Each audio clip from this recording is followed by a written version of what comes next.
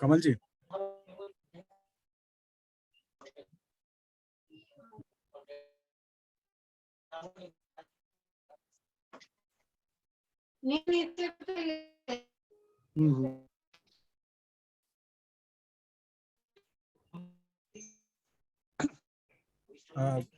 कमल जी,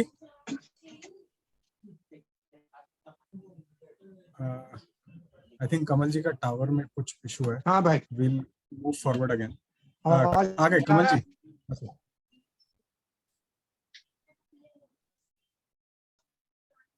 कर लो अपने आप. हाँ ठीक है. President sir, we'll move ahead. So I will first introduce both the speakers today. Today's first speaker is CA Vikash Parakh ji. Vikash Parakh is partner of Messrs. Garv and Associates, having presence in Kolkata, Guwahati, Bengaluru, Mumbai, and Chennai. He did his graduation from St. Xavier's College with post-qualification experience of over 19 years in the areas of audit, law, and taxation. He specializes in GST, corporate restructuring, real estate project consultancy, and process audits. He is also an IBBI registered valuer and conducts valuation of securities and financial assets. He is associated with several professional association and business chambers. He is the past president of DTPA and our own association. He is also the co-chairman of the taxation committee of Bharat Chamber of Commerce. He is a member of the Kolkata study group on GST and has been selected as a faculty on GST by ICAI. He is also a member of West Bengal GST Grievance Redressal Committee constituted by the government. And he has delivered presentations at various forums and has contributed several articles for various journals and magazines of professional associations. Apart from the print media, his several articles are available on his site vikashparakh.blogspot.in. I'd request our DTPA member Neha Agarwal ji to please offer a flower bouquet and welcome Shri Vikash Parakh ji. Thank you very much. Thank you. Thank you, Bhaiya. So our second speaker of the day is CA Bharat D. Sarawgee. He is a fellow member of ICAI and is also a diploma holder in information system audit. He is a certified international financial reporting standard and also completed his forensic audit and fraud detection course from ICAI. He is also certified in depository operations module NICM and 18 years experience in algo system and cyber security audit. He specializes in NRI taxation.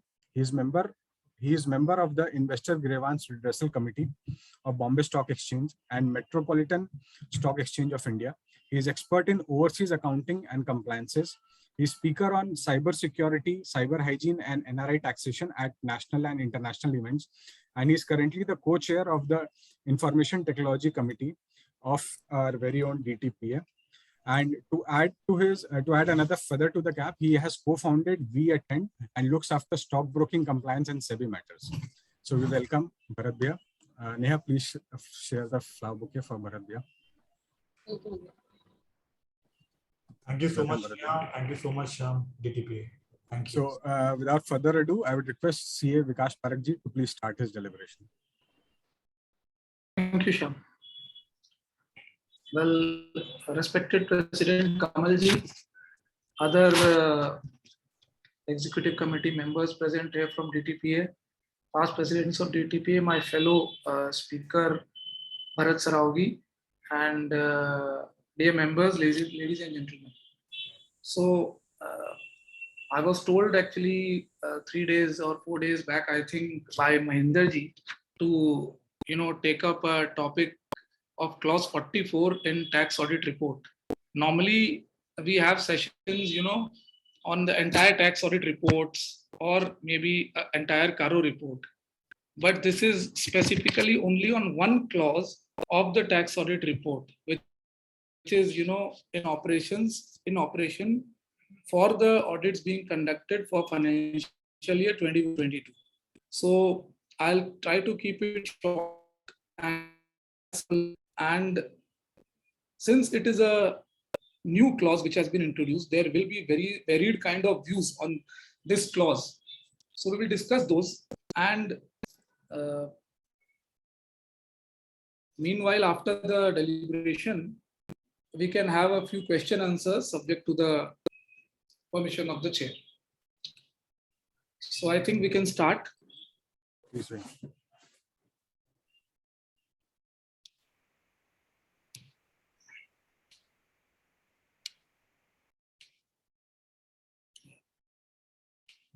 My screen is visible, Shyam? Yes, we are visible. Okay. So this clause 44,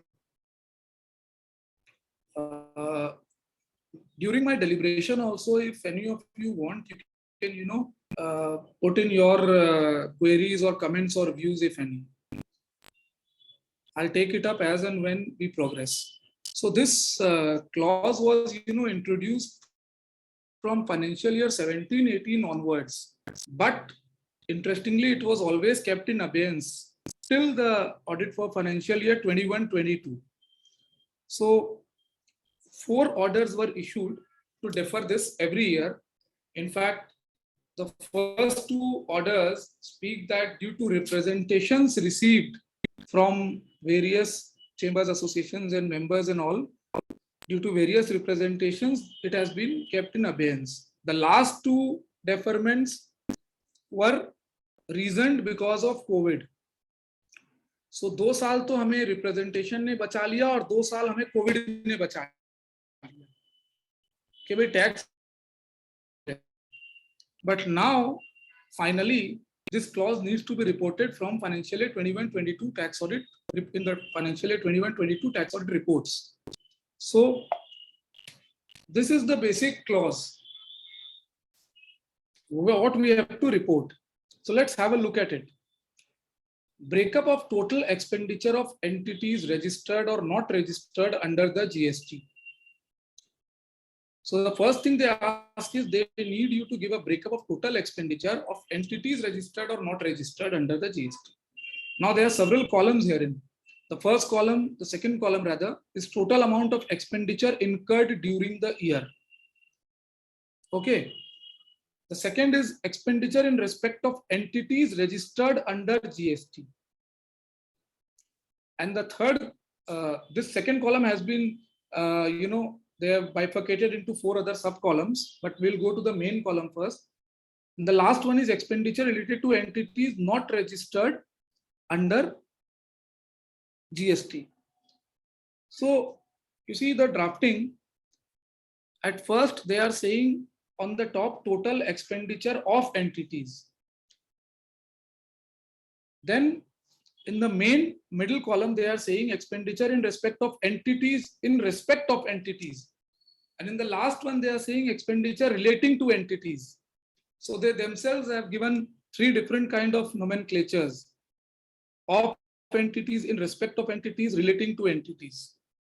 So we'll just ignore that for the time being.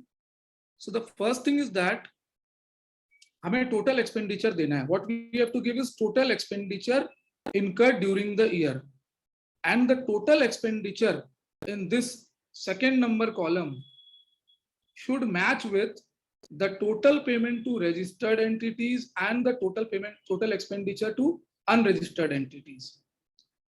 Right? So first we go to a background कि हमें ये मिलेगा कहाँ से total expenditure.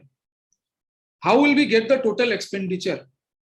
And उसके बाद हमें registered कहाँ से मिलेगा, unregistered कहाँ से मिलेगा. Under registered भी कुछ और columns हैं, वो कहाँ से मिलेगा. So any of you can write on the chat what is your view. How will you take the expenditure incurred during the year? उसमें से कितना registered है, कितना unregistered है. Any of you, आप लोगों ने बहुत सारे 3CDs अभी तक किए होंगे, तो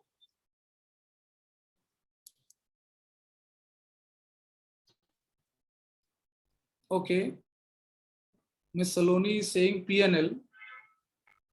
Okay, any other views? Shyam is telling tally. Okay.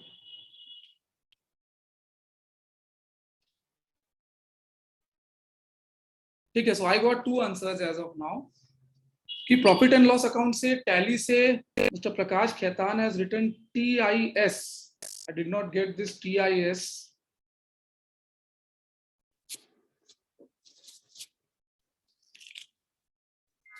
Girdhar ji has mentioned 2A. Okay. Vidhi ji has mentioned we need to consider capital expenditure also. Okay. Prakash ji has clarified tax information statement of IT portal. Okay. So I got a few answers here. So सबसे पहले what are we auditing? We are auditing the books of accounts. ठीक है? तो जो भी चीज हम audit कर रहे हैं और रिपोर्ट कर रहे हैं प्राइमरीली वो बुक्स ऑफ अकाउंट से आनी चाहिए. जैसे श्याम जी ने कहा Tally is books of accounts only in computerised form. PLB है, profit and loss is a statement prepared from books of accounts, right? So what are books of accounts? Section 44A क्या बोलता है? Every person carrying on business or profession needs to maintain such books of accounts and other documents which enable the assessing officer to compute his total income in accordance with provisions of the Act. And what the audit which we are doing, 44AB audit, is the audit of the books of accounts which have been prescribed, right? So section 44AA specifies that the SSC need to maintain books of accounts which enable the AO to compute his total income. So are these expenditures breakup, whether it is registered under GST, whether it is exempt, whether it is from composition, whether it is unregistered, are helping the AO to compute his total income, compute the total income of the SSC? I don't think so, because the only reason why they could have asked for this information is maybe to check the genuineness of the expenditure and maybe to disallow something which should not be allowed. But section 44AA books of accounts does not mean that. So the purpose of this clause is still missing as far as my view goes. So this was the books of accounts of section 44AA. I'm just taking you to a bit of introduction why this clause is there and why not. Now, if we go to section 2, subsection 12A of Income Tax Act, books of accounts have been defined to include ledger, day books, cash book, account books, and other books. So the SSC is maintaining ledger, the day book, the cash book, account books. But this breakup is not ledger. This is a classification that whether it is from registered or not, right? So here also it is not required to be kept. We come to the GST part. What are the books or accounts which are required to be maintained under GST?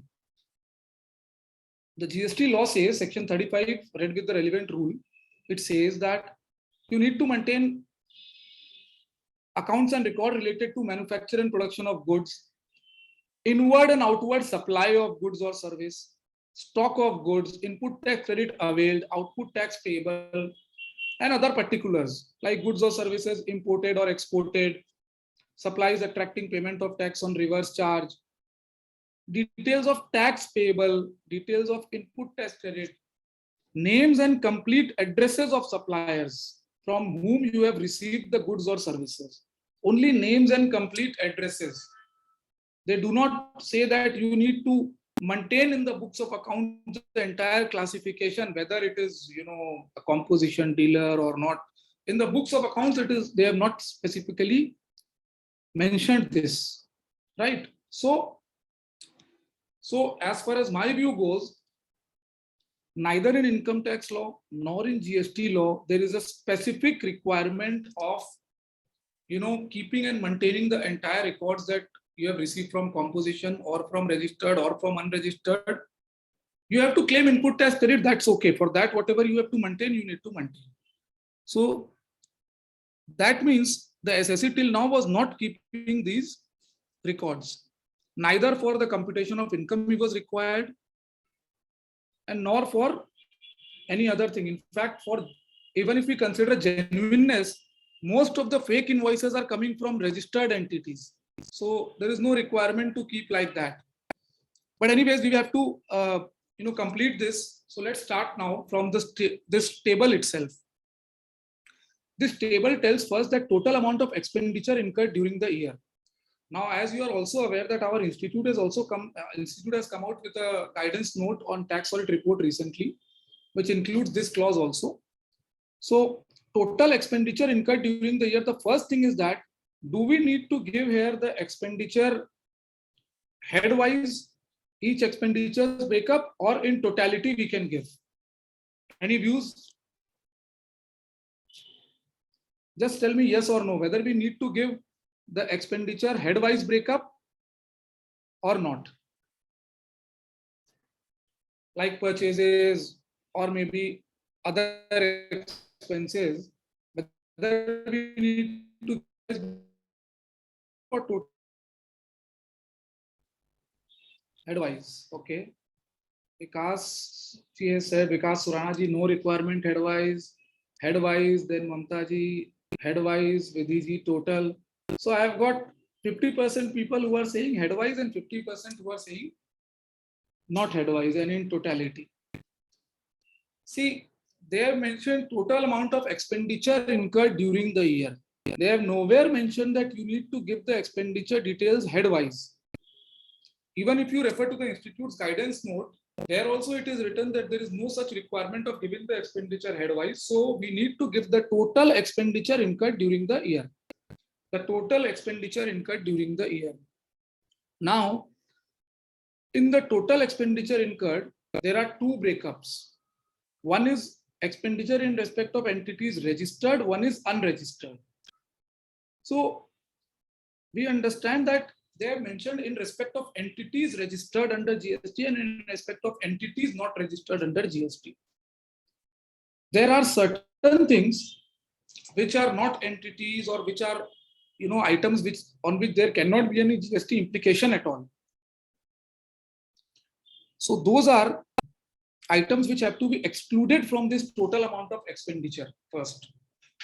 Like, for example, Schedule 3 of GST specifies about certain items which are neither supply of goods nor supply of services, like GST, salary and wages. So what will we do of salary and wages? We will not include in the books of account in this total amount of expenditure. Salary will be totally excluded. Now, apart from salary, what else is there which has to be excluded from here? Which is neither supply nor, supply of goods or services. Like there can be items like rates and taxes, depreciation. Yes, very well. Depreciation has to be excluded. Then rates and taxes, of course, it has to be excluded. Then what about loss on sale of investments, loss on sale of assets? These have to be excluded. Bad debts, this has to be excluded. What about remuneration and interest to partners? Remuneration and interest to partners. This is also a kind of an appropriation. So this also should be excluded. So in my view, from the total amount of expenditure incurred during the year, we will have to exclude first these things, and we do not include it here and we mention the total amount. Okay. Next, we move to the next column. Till here, if there is any other query or anything or any view, you can please mention on the chat. Now we move to the next head, expenditure in respect of entities registered under GST. Now, under entities registered under GST, there are 4 sub-columns: relating to goods or service exempt from GST, relating to entities falling under composition scheme, relating to other registered entities. We have to complete 3, 4, 5, 6. It will be the summation of 3, 4, 5. We can't put any figure there. So we practically have to fill in 2, 3, 4, and 5, third, fourth, and fifth column. So how do we get these expenditure? As far as the GST returns are concerned, GSTR 3B में क्या ये figures जाते हैं? Many of you must have seen the GSTR 3B returns of your clients also. Do we mention these things there in the GSTR 3B? That the inward supply is exempt from GST, or composition से हमने कितना लिया, या other registered entity से कितना लिया? Any of you?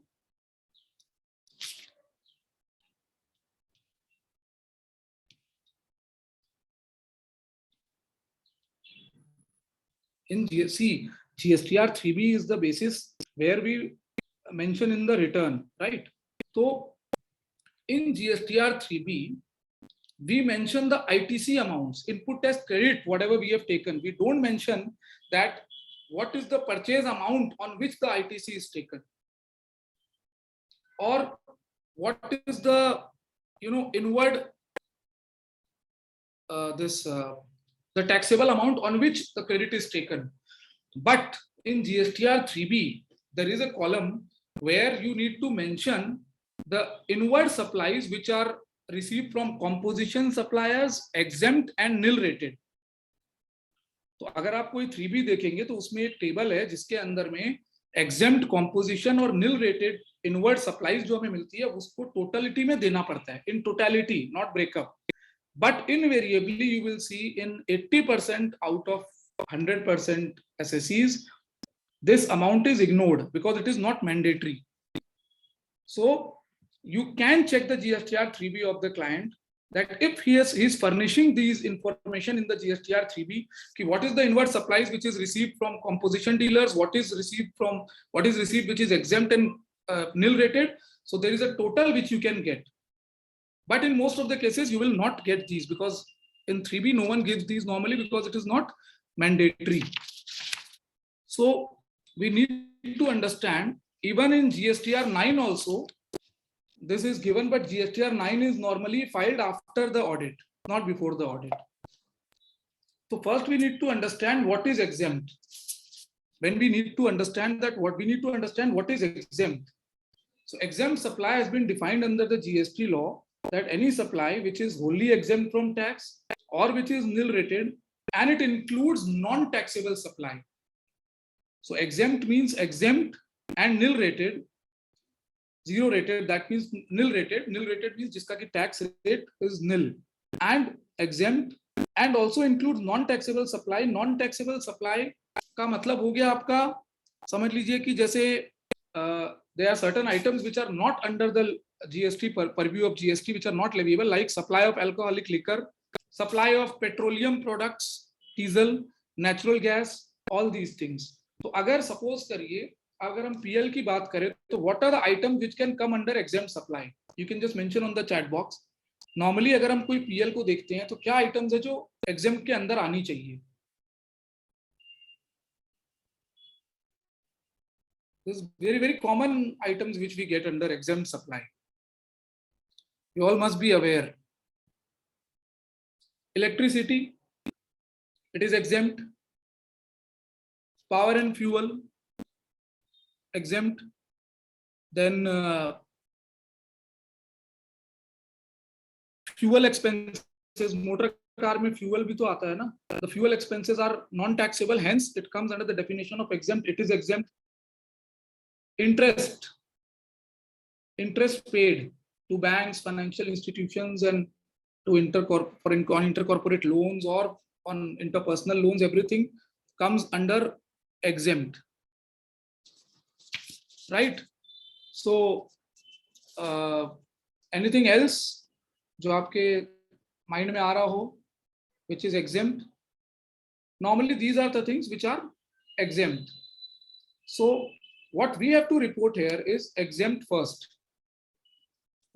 In items में हो गया ये exempt. Now under composition, the next head is under composition.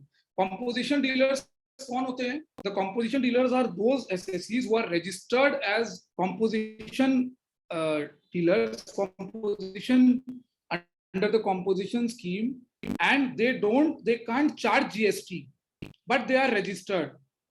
So how do you know that whether a person is composition registered person or not? For this, first you have to ask the SSE only, because it is not possible for us कि हम सारे items में जाके देखें क्या composition है. But one thing is there, every person who is registered under composition scheme issues a bill of supply.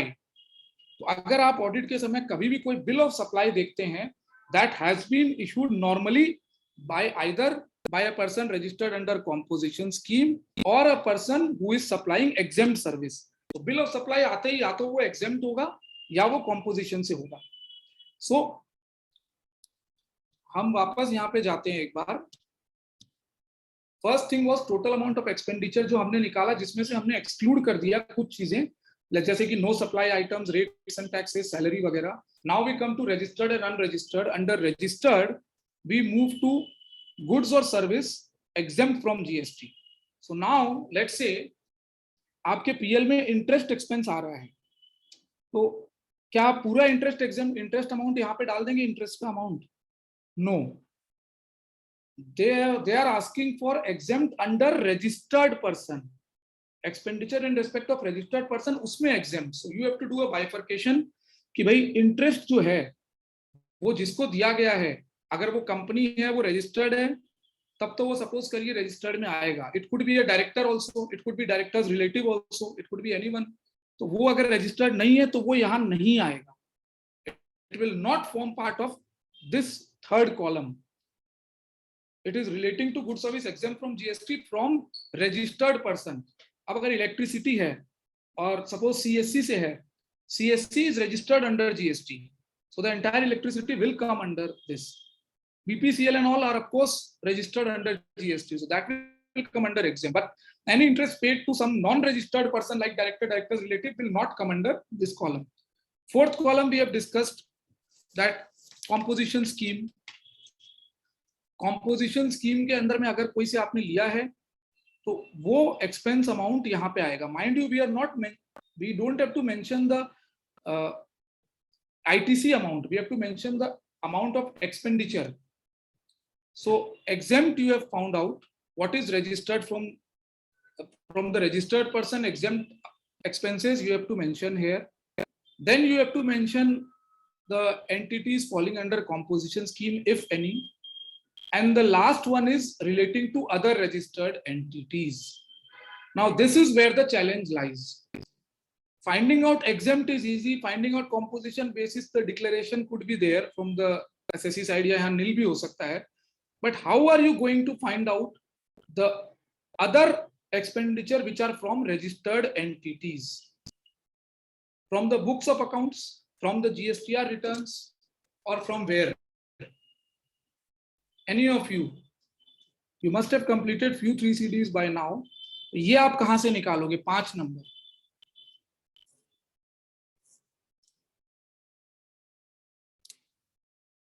Fifth आप कहां से निकालोगे?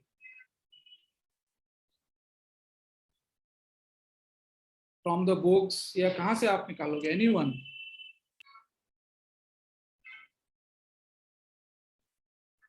You have to complete this. So yes, I got one answer 2A. I think Girdharji also had mentioned about GSTR 2A. I'll of course come to that. Any other source of information जहां से आप ये total payment to registered entities निकाल सकते हो?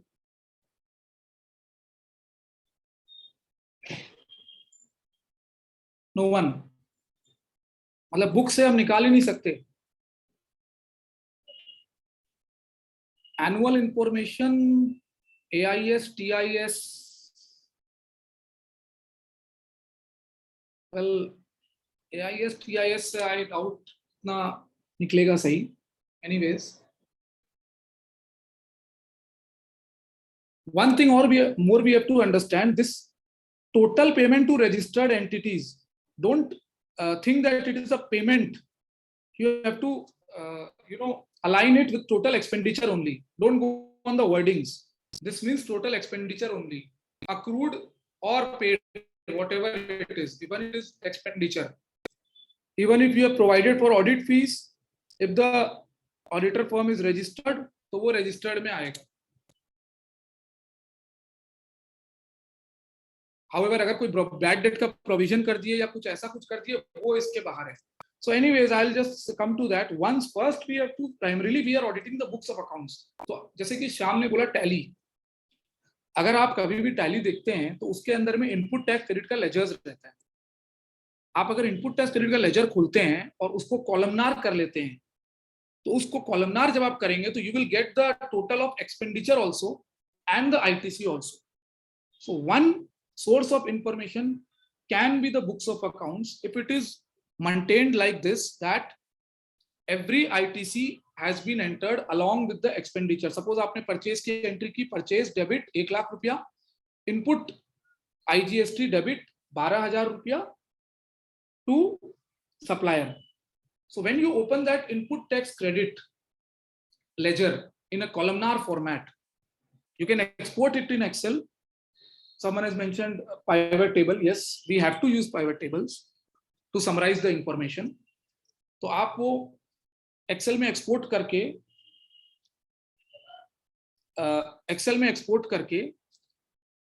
you can find out the total expenditure कि क्या हुआ. तो जो इनपुट है उसके पास में एक्सपेंडिचर है, दैट इज अ एक्सपेंडिचर जिसके ऊपर आईटीसी लिया गया है. But the only problem is that there can be expenses on which you have procured from registered suppliers, but you are not eligible for credit.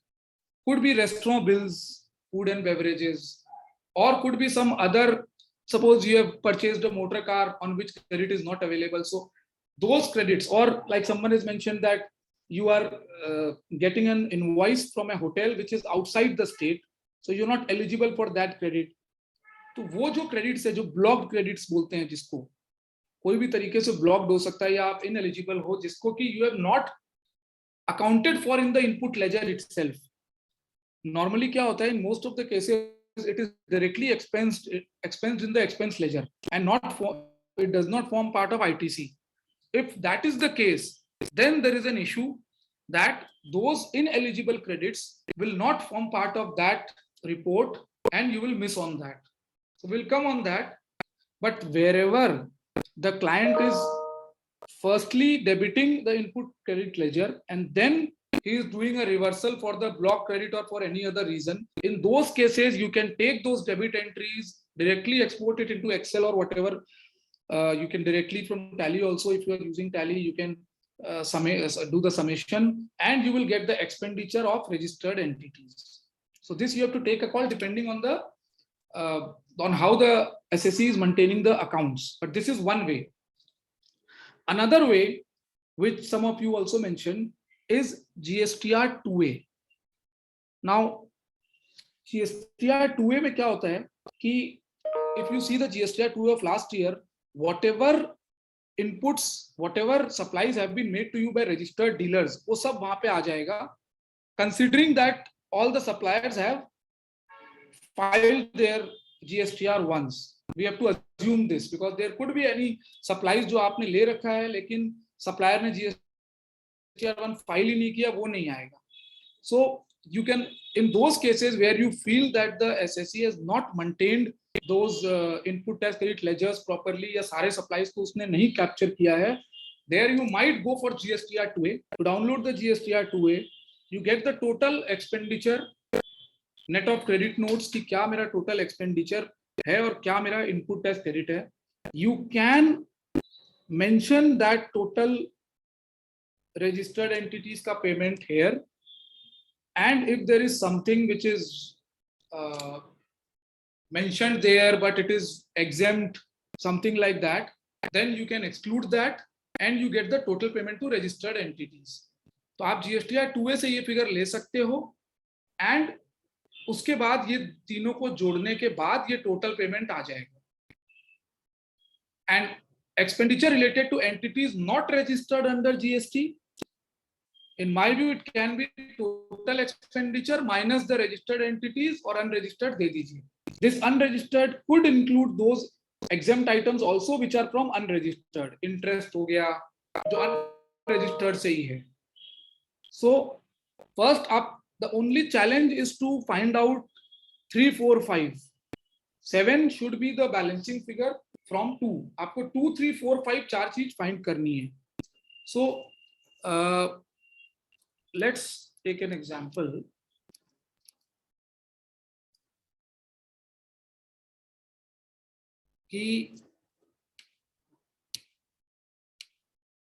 I'll just open something.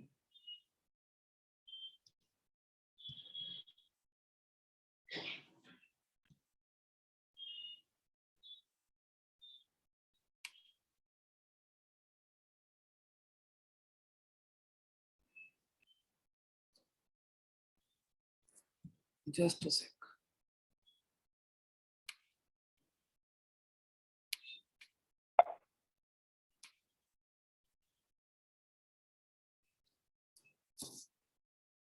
I'm opening an Excel file.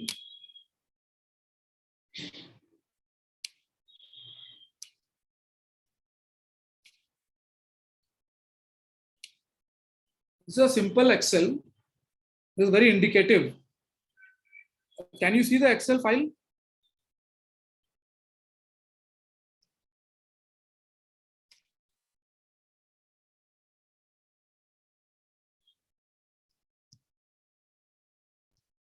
Okay. Basically, you have to map your items here. Whatever are the items, this is just an illustrative. You can increase these rows. Expenditure amount, then you have to do the breakup, whether it is exempt, whether it is from registered regular or registered composition, and unregistered and not to be considered. Suppose करिए कि salary है, wages है, वो सब आप not to be considered में यहाँ पे डाल दीजिए इस कॉलम में. It will be not to be considered. Bad debts, any other provisions, वो आप नॉट टू बी कंसिडर्ड में डाल दीजिए. एग्जेम्प्ट जो है वो आप एग्जेम्प्ट में यहाँ पे रजिस्टर्ड से जो एग्जेम्प्ट है उसमें डालेंगे, कॉम्पोजिशन डालेंगे, and this registered you can take from the books also or from 2A also, and unregistered will be the balancing figure. Now इसमें challenge कहाँ पर आता है? The challenge is that there are certain issues, like suppose what will you do where in the PL it is mentioned cost of goods sold for a manufacturing concern. In the expenditure side it is cost of goods sold. So cost of goods sold के अंदर में वहां पे opening, purchase, less closing है. So there you will have to take the purchases only. Cost of goods sold के अंदर purchases लेना है. The increase decrease in stock you have to ignore that. Purchases have to be taken. Now what about imports? Where will import come? Imports जो है वो हम कहाँ दिखाएंगे? Consider करेंगे, नहीं करेंगे, क्या करेंगे? These are common items which I am discussing.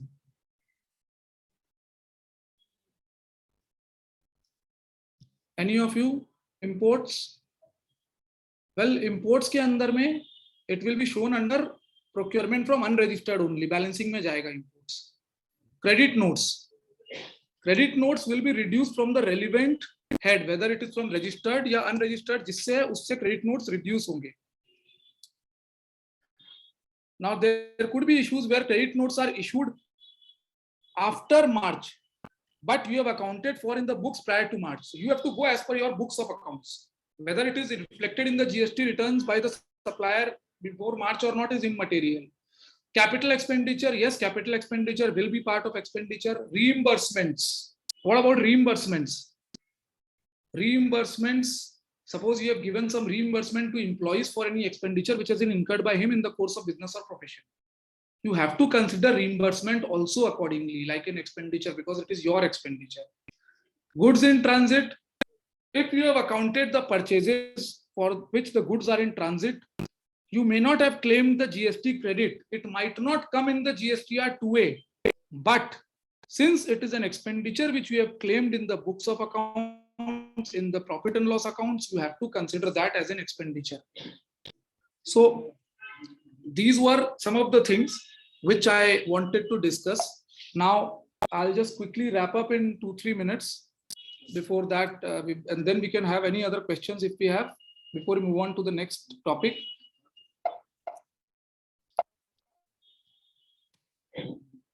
Before we come to the illustrative disclaimers which we have to give, 1 or 2 things I would like to tell.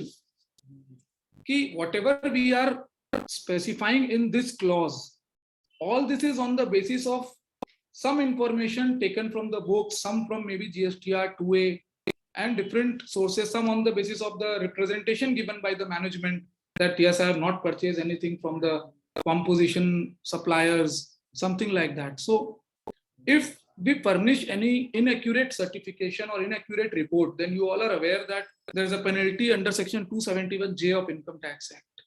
Similarly, if the SSE furnishes something which is does not maintain any books or something, there is a penalty under 271A. So for this, we need to maintain the we need to specify certain disclaimers also. So before we come to the disclaimer, just that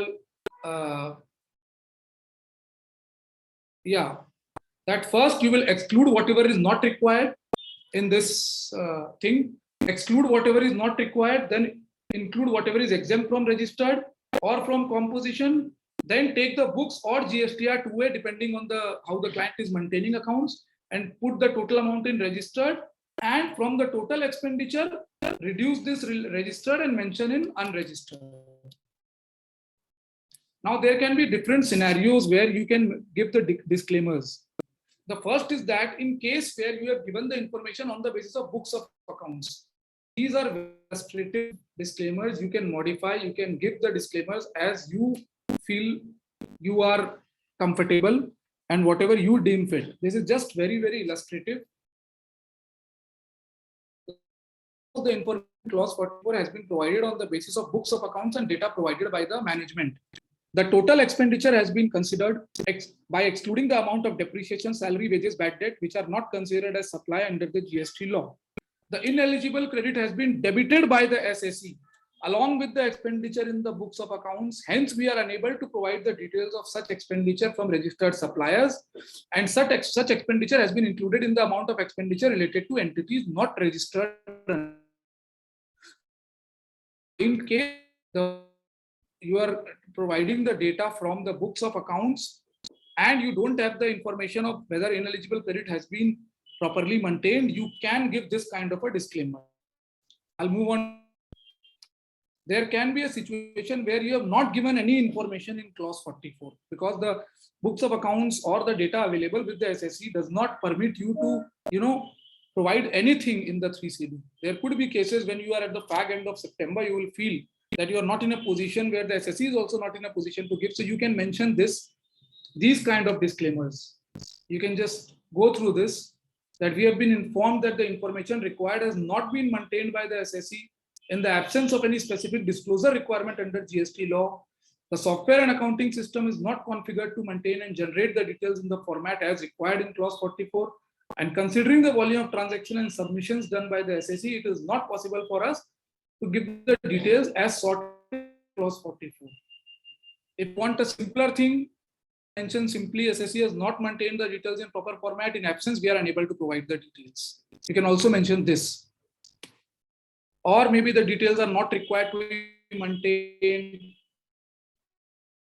that the SSE is not having proper system and manpower to compile the report of the same. In view of this, we are unable to give the required details. So there are various situations where these disclaimers have to be modified based on the facts and circumstances of each SSE and each audit you are undertaking. In the last disclaimer, you are giving it on the basis of, let's say, GSTR 2A. Then, in my view, you should clearly mention that the software is not configured to maintain and generate the details, and the expenditure related to registered supplier has been captured from GSTR 2A as available on GST portal on the date of audit. Mind you, please take the GSTR 2A which is available on the date of audit, near to the date of audit. And other information has been provided based on the books of accounts and information which has been furnished by the SSE. So these were few illustrative disclaimers which can be given by you. You can modify it as you wish. So I'll not take much of your time because I've already crossed I think 5-7 minutes, which I promised to Bharat. Because if there is question, you can extend your presentation. There's no problem. No, that's okay. So now I think that if there are any questions, I'll be happy to take them. You can mention on the chat box if there are any questions.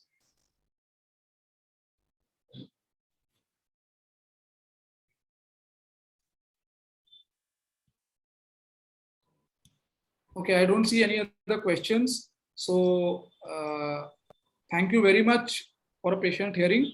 And I would now hand over the proceedings to the president or deputy convener as they may take up. Thank you.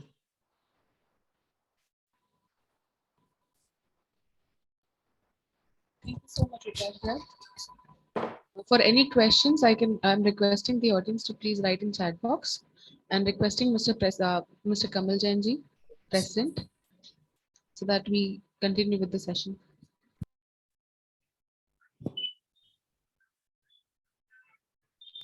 I think he's on hold, but he's mentioning, please continue. Yeah, thank you. Thank you, sir. Thank you. Welcoming our next speaker, Bharat Sarawgee ji. Over to you, sir. Greetings to Kamal Jain ji, our president of DTPA, all the past presidents, and to all the attendees. This session on SEBI settlement, let me share my screen. Let me give you a brief overview why this SEBI settlement. Suddenly we are talking about this SEBI settlement. What has happened that led to this SEBI settlement scheme of 2020? In 2014, Bombay Stock Exchange introduced certain trades on options, and those trades were that point of time illiquid. So all the trades which had happened in illiquid stock options between 1st of April 2014 to 30th September 2015, they have come under this purview. And can you see my screen? Neha, can you confirm? Can you see my screen? You can see the screen. You can put it on the PowerPoint mode. Yes, it's clearly visible. Yeah. So I'm just giving you a background overview why this SEBI settlement scheme has come. So this is basically for all the trades which has happened in the illiquid stock options segment of Bombay Stock Exchange, and the trade happened between 1st of April 2014 to 30th of September 2015, where SEBI has alleged that the investors have done malpractice with regard to the prohibition of fraudulent and unfair trade practices under various clauses, under clauses 3A, B, C, D, and clause 4.1.2A, where they have mentioned that reversal trade has happened between parties, between same parties or the counterparties within seconds. And this has led to someone having profit and some person having losses. So the trade was done in 2014 and between 15, and the exchange has also confirmed the trades in their platform. There was no notices, nothing happened. And suddenly in 2020, we heard SEBI introduces on the basis of order of Rakhi trading, SEBI introduced a settlement scheme which was directed by SAT, and that settlement scheme was SEBI Settlement Scheme 2020, in which that scheme was not favorable for the investors because the penalty amount was very high, and SEBI alleged that we have done something wrong with the exchange, and for that reason the penalty was levied. So that scheme was more or less flop, and many people opted out not to go with that scheme. Then SEBI started sending show cause notices. Most of the clients, we believe there were 14,000 people who have received these notices, and most of the notices were copy paste notices, which was vague, and in most of the cases we replied to SEBI for that SCN that there was a delay in initiating proceedings for more than 6 years. Then the show cause notice, it's a very vague show cause notice. There is no element of fraud. There is no evidence of fraud. SEBI or any person could not give any evidence of or any kind of connection or collusion with the counterparties. All trades were confirmed by Bombay Stock Exchange. The settlement happened, the payment was done, and BSE being the first level of regulator, they never show cause any intermediary, they never show cause any investor. So how come suddenly SEBI has come after 6 years? Further, for any such kind of incident in a stock exchange, the intermediaries are responsible, the stockbrokers or the trading members are responsible. Why this time the investor have been directly given show cause notices? So these were our submission to the exchange, and in certain matters, the adjudicating officer passed orders. In certain matters, they could not pass order because of too much of pressure with regard to the volume of show cause notices. And even in passing the orders, they in most of the orders, they did not take our contention, our submission, and they simply passed the order that there is a penalty of ₹5 lakhs or more. In certain cases, it was more also. Now people went to SAT also against this order. Certain people paid this penalty. If they could not pay the penalty, the SEBI passed their order for the recovery officer to recover that fund from their demat or from their bank account. So all these incidents happened between August 2020 till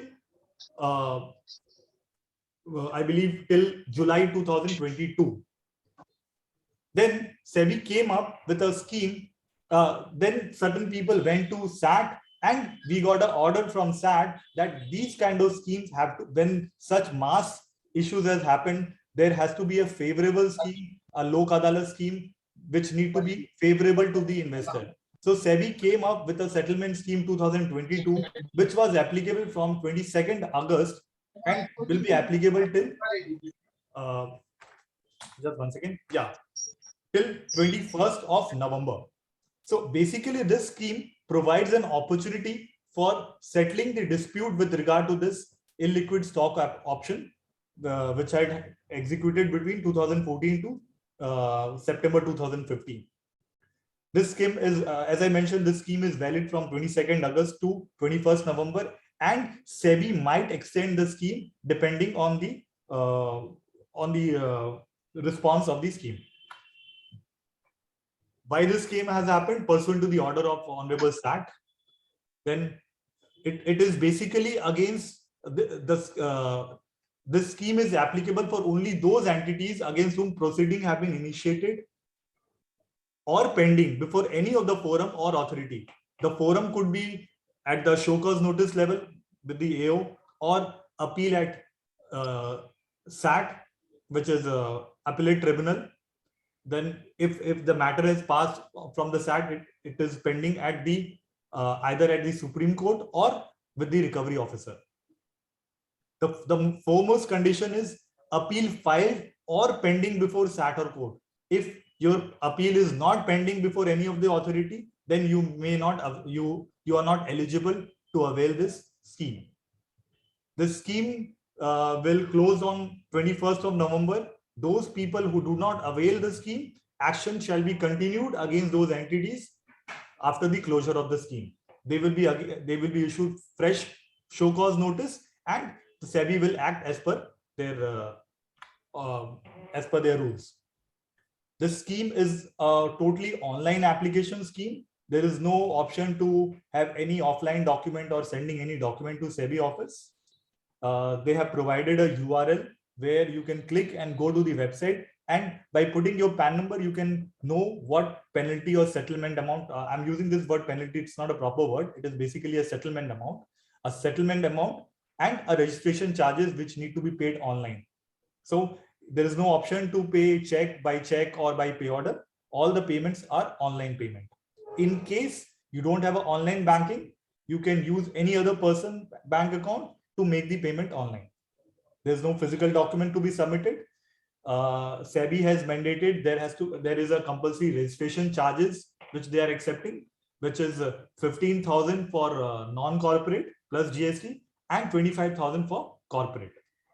One more thing, they have family benefit trust, they have included them as corporate. So only individual and HUF are defined as non-corporate, rest are defined as corporate.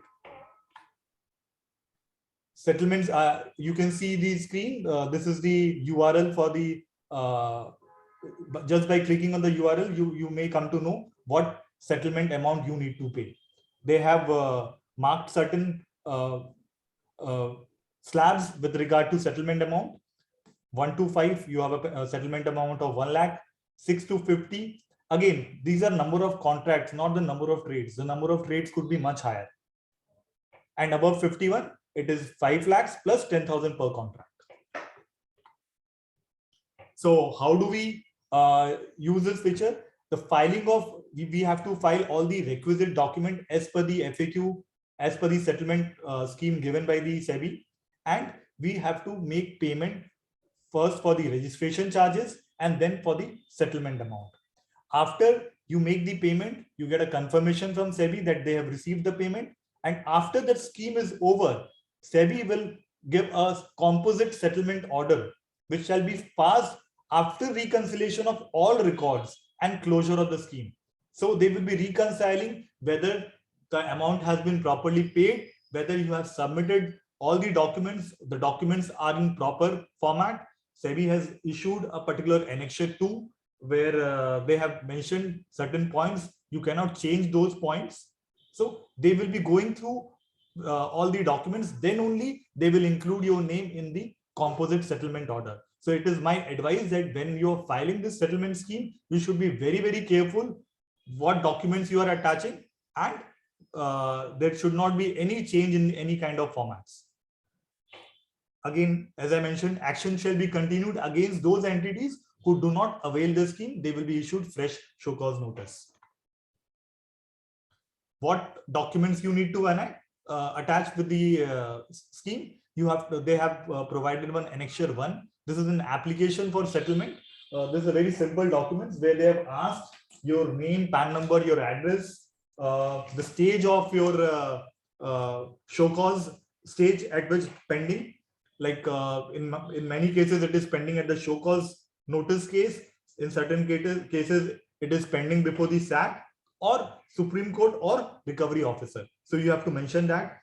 You have to mention the date of show cause notice. If you have not been issued any show cause notice, you can simply mention that no show cause notice issued. Documents to be uploaded, as I mentioned, they have given a format in annexure 2, which is basically undertaking and waiver that you have to attach, and you have to attach a copy of PAN card. Earlier in the scheme, they were asking for 3 years income tax return acknowledgement, but now they have removed that particular requirement. So first, you have to attach annexure 1. You have to fill that properly. Then you have to have a self-attested copy of the PAN card. You have to have a notarized undertaking and waiver, that also in a 200 rupees stamp paper. SEBI has clarified that they are accepting 200 rupees stamp paper for this. Those need to be notarized properly. You have to pay the registration fees first. Then again, you will be required to pay the settlement amount depending on the slab of the contracts. So if we go to the annexure 2, there are many points which SEBI has they have taken as a declaration from us. I'm just trying to give you a glimpse of that. If you want to read, you can go to the annexure 2 and read that. But those points are not a favorable points for the people who are settling this matter. They have, in fact, you can call it, they have cut our hands by taking this undertaking and waiver. Again, this application, if you read the language of this application, we are basically filing this application as a condition for making the enclosed application to the board for examining and considering of the application. So even if you make the payment, settlement payment or the registration payment, it does not ensure that SEBI will pass an order in favor of you and they will include your name in the settlement. So they will be examining the entire document. They will consider this application and they have a right to reject also with regard to this settlement scheme.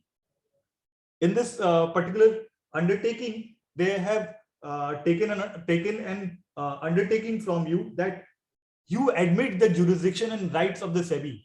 Our contention in the show cause notice, when we were giving our submission, we said that SEBI has no right over the investor. It is basically the first the exchange will give show cause notice to the trading members, and directly SEBI cannot come to us for any kind of show cause. We were fighting for the period of limitation, that so much period has lapsed. Why SEBI has come after 6 years or after 7 years? So they have taken this undertaking from us, that the time spent during the settlement proceeding shall be excluded for computing the limitation period of latches, if any, for initiating or continuing or restoring any legal proceedings. The third point, nothing shall preclude any other person from pursuing any other legal remedy. So today any other person can file a matter against you, against any person who is applying for this, availing this settlement scheme. So they have taken this right also. The settlement does not limit any private rights for a person who is not a party to this proceedings. Please go, please read the lines properly, because in each and every undertaking, they are taking certain rights from us. The settlement amount to be paid within the given time period. So they have given this time period of 21st November. You have to make the payment within that period. If you fail to make the payment, you will not be able to avail the scheme. Settlement order should be constituted in accordance with SEBI. No action shall be taken or denying any finding of the board. You waive the right of taking any legal action, any legal proceeding against SEBI. So all these points are, SEBI has taken an undertaking and a waiver from you that you have no right to take any legal action against SEBI with regard to this particular matter. Nothing in the waiver and the undertaking shall affect the testimonial obligations or any legal proceedings. If someday, if they allege that there's a money laundering activity has taken place, so it will not take the rights of ED or anyone to take testimonial obligations from you. Then you agree to abide by the settlement order as passed in accordance with SEBI. You admit the findings. There's a particular point in clause 10 where there's an option that I, for the limited purpose of settlement under this regulation, admit the findings of the fact and conclusion of law, or neither admit nor deny the finding of fact and conclusion of law. In any settlement order, settlement is basically means you are neither admitting nor you are denying. So I have suggested all my clients to opt for this neither admit nor denying the finding of the fact and conclusion of law, and strike off the admit the finding of the facts and conclusion of law. This will give you some level of comfort after the settlement order. So, and again, one more point, we undertake a condition to not to seek any form of non-tax reimbursement. So it is basically that you cannot set off this particular settlement amount or reimburse by way of any insurance coverage. So all these undertaking has been taken by SEBI, and I'll just take you to the form A. This is annexure A basically, where it's a very simple form where they have asked certain information from you. Then this is the format of the undertaking and waiver. You have to fill this form in a 200 rupees stamp paper. You have to fill it properly and get it notarized and scanned. Let us go to the URL, how we calculate the amount, what is the amount due. You can see the URL is sipportal.sebi.gov.in. Once you click that link, this link is mentioned in the settlement order, in the settlement scheme also. Once you click that scheme link, there are basically 3-4 options. One is the AO order option. The second is the settlement scheme option. Those people where the AO has not passed any order as yet, they should click the settlement scheme. They should put their PAN number. They can put the CAPTCHA. Once they put the CAPTCHA, the information comes in, how many non-genuine trades you have done and how many contracts have been reversed. You can see in this example where there were 90 non-genuine trades, but there were 8 contracts. So SEBI has taken us in the second slab where it is from 5 to 50. Yeah, it is 5 to 50, I believe. So they have to, and so the penalty, so the settlement amount is 2 lakh rupees in this case, and the registration fee is 1700 because this is an individual case. The entity name is an individual. So once you click the I agree, you get the amount bifurcation. What is this? What is the settlement amount? What is the registration fee amount? You attach all the documents. You first make the payment for registration fee, then you make the payment for settlement amount. So I'm just giving you different examples. In one case, there were 34 non-genuine trades and there were 16 contracts. Again, the amount is 2 lakhs only. In this case, this is a body corporate. The non-genuine trade was 6. The number of contract was 3. So it is below 5. So the settlement amount is 1 lakh rupees. But for the registration charges, it is 25,000 plus 18% GST. So the total amount outgo will be 1,29,500. So you have to put all these documents. And once you put all the documents, you have to pay the registration fee. You put the payer detail. Payer detail is basically detail of the person who is making the online payment. Don't get confused with the person who is getting the settlement. It is basically if for certain reason the amount get cancelled or SEBI does not accept your settlement amount, they will return this amount to this particular bank account. For that reason, it is a payer detail. So once you click on the payer detail, you fill up all the information, you are directed to the payment gateway, where you have an option to make the payment through either net banking, through internet, through NEFT, RTGS, or through debit card. So you make the payment, and once you make the payment, immediately they give you a message of payment success, where they give you a payment transaction numbers also. So this is again very important. Once you make the payment, you should properly keep these documents with yourself. In case if there is a discrepancy in the order, you can go back to SEBI and show this receipt. So after you make the payment for the registration charges, again you have to go back to the same URL where the registration tab will be will not be allowed. Only the settlement tab will be functional. So once you click that settlement tab, you will be directed towards payment for the settlement amount to the payment gateway, where again you pay the 2 lakhs. There could be some convenience fees also. So we made the payment 2 lakh, and once we made the payment 2 lakh, immediately we got the receipt of 2 lakh rupees as settlement scheme fees. Earlier it was settlement scheme registration fees. Now it is settlement scheme fees. So once you make all these payment, a mail comes from the SEBI website, SEBI official site, that we have received your payment with regard to this particular person, and they give you all references, and you have to keep this particular receipt properly. So I'll take to one more option. There are certain cases where the AO has passed the penalty order, and now how do we avail this benefit of the scheme? In case you have filed the appeal matter with SAT, there are certain orders also being passed on 23rd of August. I'll show that orders also, where you filed an affidavit with SAT that you want to avail the settlement scheme, and SAT is giving you an opportunity to make the payment within 15 days.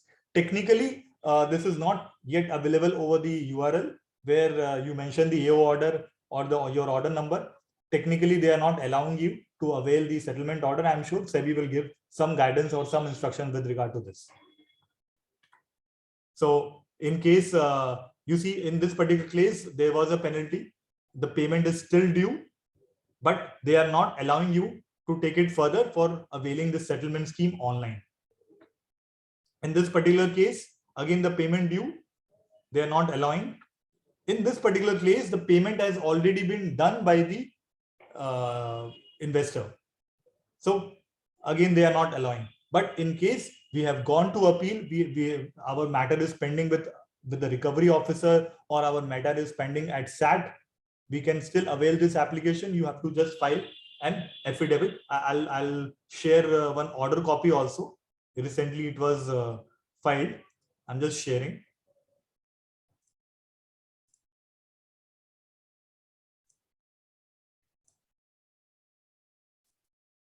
Just let me know if you can see my screen. Is my screen visible, Neha? Yes, your screen is visible. We Can you see the order? see a few Can you documents. see the order copy? Order copies, the copy hasn't opened yet. Okay. We could see the Yeah. files over there. Yeah. I'm Now we just can I'm just showing this order. Yes. I've downloaded from the SEBI website. This order was passed on 23rd of August, where a particular person has gone to SEBI, where they have filed an affidavit. That an affidavit has been filed, has been issued, which is called SEBI Settlement Scheme, where an opportunity for settlement has been provided to the entities who have executed reversal trade. In view of the aforesaid, we dispose the appeal, directing the appellant to file an appropriate application for settlement before the authority concerned within 2 weeks from today.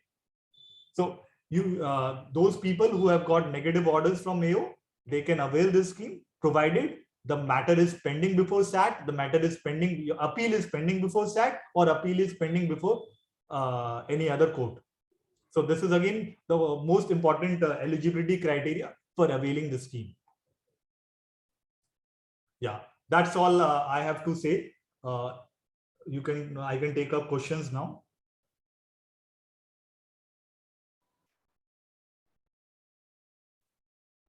There are many. Let me go through it. Will the person who paid amount in first settlement scheme will get money back as settlement scheme 2022 is quite attractive. This clarification should come from SEBI, but as a common parlance, I don't think once you have opted for the earlier settlement scheme, they will give you this refund.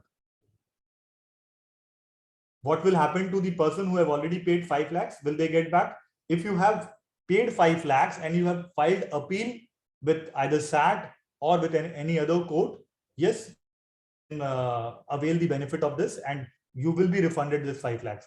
Once you avail the benefit of, when you avail this settlement scheme 2022. A company has been converted to LLP, is penalty recoverable or they are exempt from penalty? I don't think so. All the liabilities pass to LLP. A person has lost in SAT, review appeal also failed. Now what is the remedy? Remedy is only filing an appeal with Supreme Court. You have to file an SLP. And I believe you have to file a condonation application also, because there's a 3 months time to file an SLP. Kindly suggest where is it quoted that a non-judicial stamp? You see, it is not quoted. We had sent an email to SEBI with regard to this amount of stamp paper, and they have clarified that they are accepting 200 rupees stamp paper. It has been replied by SEBI to the individuals who queried in the, yeah, right. The notice has asked us to respond in 30 days from the receipt of notice. Are we allowed to apply for the scheme beyond this 30 days period? If you are not opting for the settlement scheme, then you have to write to SEBI that you are not opting and you will be fighting this matter. So they can issue a fresh show cause notice to you. Order has been made and penalty imposed for rupees 5 lakhs, but no recovery started yet. What should be done? You see, the four most important thing is you have to file an appeal. If the appeal is not filed, you have to take a proper legal opinion whether you are still eligible to file an appeal or not. And if they allow you a condonation for appeal, then you can avail the scheme.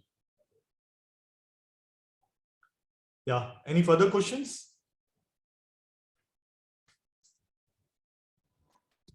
requesting members to please write in chat box if they have any question related to the matter discussed.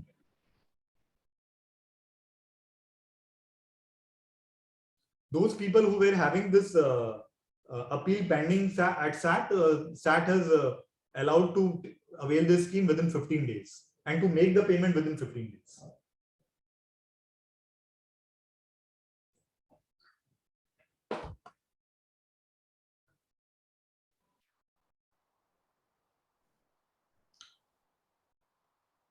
Any questions with regard to how do we avail the scheme, the online scheme?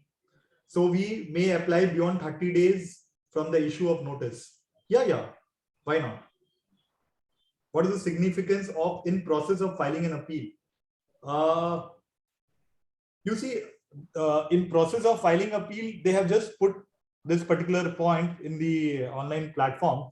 But unless you file the appeal to take up this, avail this scheme, and no order will be passed. So this filing of appeal is very, very important here. If you go to the scheme or the FAQ, everywhere they have mentioned appeal is pending. Either it is pending at the AO level, where no order has been passed, or appeal is pending.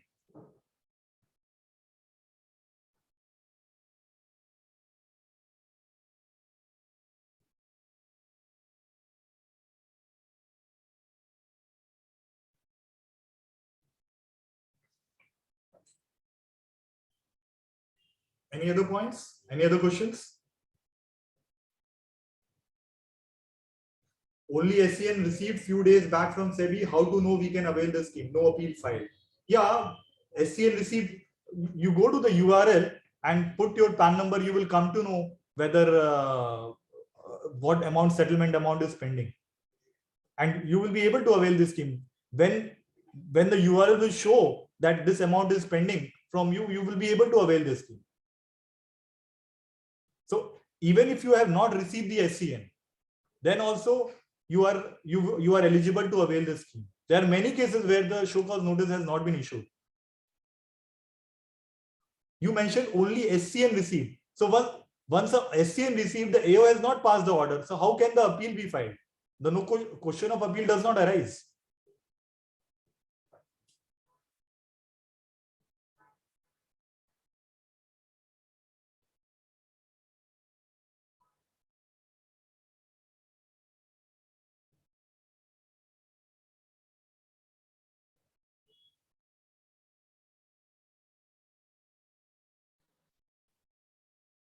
Any other question that our members would like to ask? We're looking forward to it. Please write your questions in the chat box.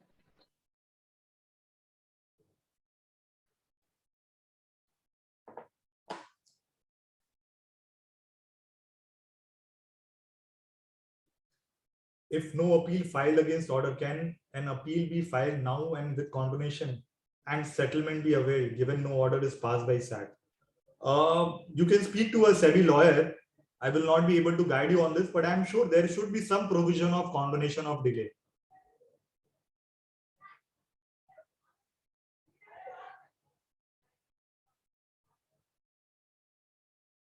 Because there could be condonation, there could be delay for any reasons, for any medical reason or any kind of reason. So you have a right to apply for a condonation. It might be that court might reject it, but you have a right to apply.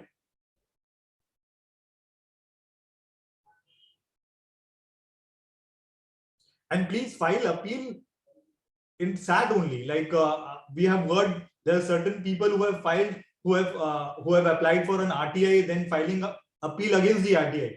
I think that is not a proper way to file an appeal. Appeal should be filed at SAT or at Supreme Court if the order has been passed by SAT.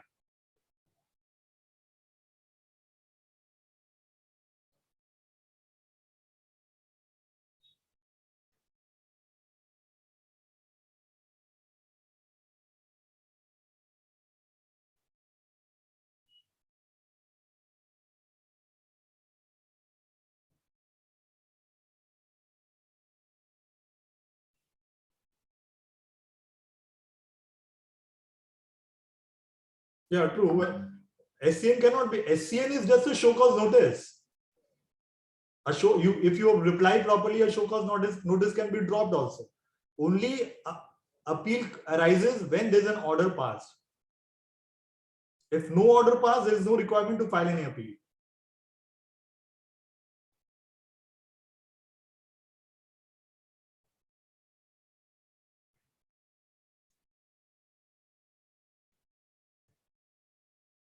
I would suggest all people to avail this scheme. This is a very attractive scheme. This is my personal submission. Like, you should not miss this bus.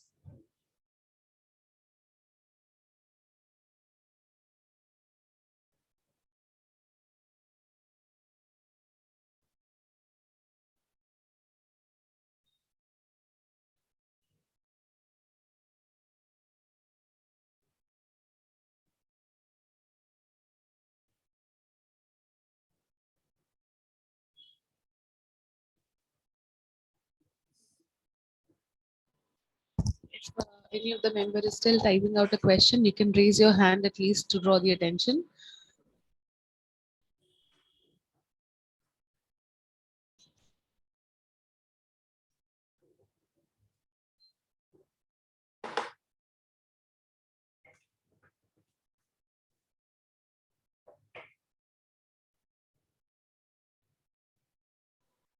No further questions, I guess. Yeah, I think no further questions. Yeah. Thank you so much, Bharat. Thank you so much, Vikash again. And handing over to CA Barkha Agarwal ji. Thank you. Thank you so much, Neha ji.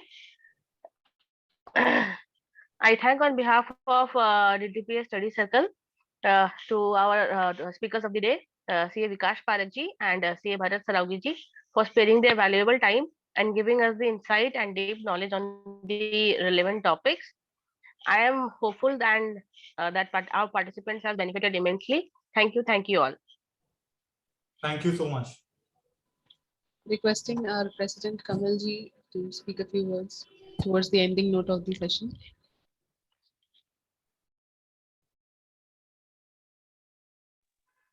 Sir, you are Both the muted. speakers have delivered their good efforts for regarding settlement scheme, SEBI settlement scheme.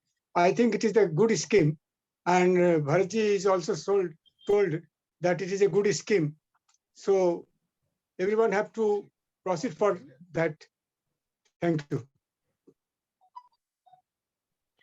Thank you once again to both the speakers for this enriching session, and thank you all the members for their valuable time.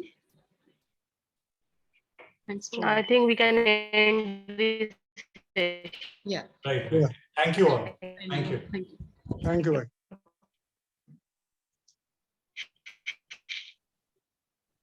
Thank you. Thank you all. Thank you.